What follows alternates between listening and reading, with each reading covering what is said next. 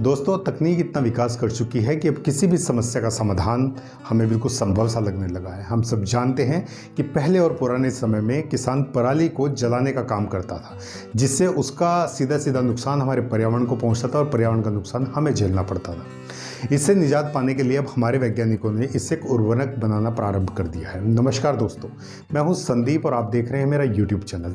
आगे बढ़ने से पहले मैं आपसे निवेदन करता हूं कि चैनल को अगर सब्सक्राइब नहीं किया है तो प्लीज़ आप इसको सब्सक्राइब करें और बेल आइकन को ज़रूर प्रेस करिएगा, ताकि आपको मेरी लेटेस्ट वीडियोज़ और अपडेट लगातार मिलती रहे। आज मैं जिक्र कर रहा हूँ कि IIT हैदराबाद और KIIT school of architecture Bhubaneswar ने एग्रीकल्चर वेस्ट यानी वो जो पराली है जिसका इस्तेमाल किसान जलाने के लिए करता था, अब उसके उपयोग का एक नया आइडिया उनके पास में है। पहले जो पराली जलाने के काम आती थी और प्रदूषण वो फैलाती थी, अब इसे जलाने की आवश्यकता कतई भी नहीं है। अब इससे बायोब्रिक्स को तैयार किया जा सकता है। दरअसल ये बायोब्रिक्स है क्या, मैं इसका जिक्र भी आपके साथ में साझा करता हूँ।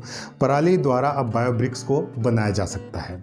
इसके बनाने के लिए एक मेटल का उपयोग किया जाता है और इमारत की छत पर PVC शीट और बायोब्रिक्स लगाए जाते हैं, जिससे कि इसका तापमान 6 डिग्री से भी अब कम रहे। कुछ ऐसी इमारत हम बना सकते हैं इस पराली से बनने वाले जो बायोब्रिक्स हमारे पास होते हैं। इसको बारिश से बचाने के लिए इसकी जो दीवारें होती हैं उस पर हम सीमेंट से प्लास्टर कर देते हैं। तो देश की पहली इमारत भी बनकर तैयार हो गई, जिसका उद्घाटन भी अभी हाल ही में हुआ है। जी हाँ, एक अखबार या न्यूज़ की एजेंसी के साथ में कुछ बातें साझा हुई हैं, जिसके मुताबिक गुरुवार को IIT हैदराबाद में एग्रो वेस्ट से ये जो बनाई गई हैं बायोब्रिक्स, इससे एक भवन का निर्माण हुआ है। पूरी बिल्डिंग का उद्घाटन भी हाल ही में कर दिया गया है। अब कृषि मॉडल भी बनकर अब तैयार है और इस कृषि मॉडल को हम विकास की दृष्टि से भी देख रहे हैं। IIT हैदराबाद के डायरेक्टर डॉक्टर BS मूर्ति ने कहा है कि कृषि मंत्रालय के साथ हमने इस मॉडल को ग्रामीण क्षेत्रों में ज़्यादा तादाद में पहुंचाने के लिए एक प्रस्ताव भेजा है।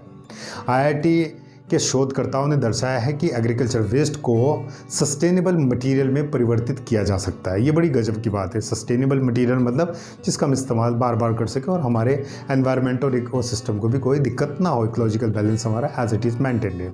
इमारत के निर्माण की रिसर्च के पीछे स्कॉलर प्रिया रतोय, Avik Roy, assistant professor KIIT school of architecture Bhubaneswar का परिश्रम लगातार शामिल था। दीपक जॉन मैथ्यू का IIT हैदराबाद के डिज़ाइन डिपार्टमेंट के हेड प्रोफेसर हैं और जिन्होंने ये पूरा का पूरा काम देखा है और जिनके सुपरविजन में ये पूरा काम हुआ है। किसानों की भी अब बदलने लगेगी तकदीर। जी हाँ, अगर हम ये वाकई में ही पूरा इसको लेकर आ जाते हैं मार्केट में, तो किसानों की तकदीर भी बदलने की संभावनाएं जताई जा रही हैं। मैथ्यू ने यह बताया है कि इस तकनीक द्वारा किसानों की ज़िंदगी बदल सकती है। यह इसलिए क्योंकि एग्रीकल्चर वेस्ट की ब्रिक्स जो होगा उससे उन्हें बेचकर पैसे मिलेंगे और साथ ही पर्यावरण का संरक्षण भी होगा। तो कमाल की बात यहाँ है देखने वाली कि वो पराली जिसका इस्तेमाल हम जलाने के लिए करते थे, क्योंकि किसान उसको अननेसेसरी या तो बेचता था या उसको जलाता था, जिससे पर्यावरण को नुकसान पहुँचता था और मुझे और आपको वो सारी समस्याएं झेलनी पड़ती थी।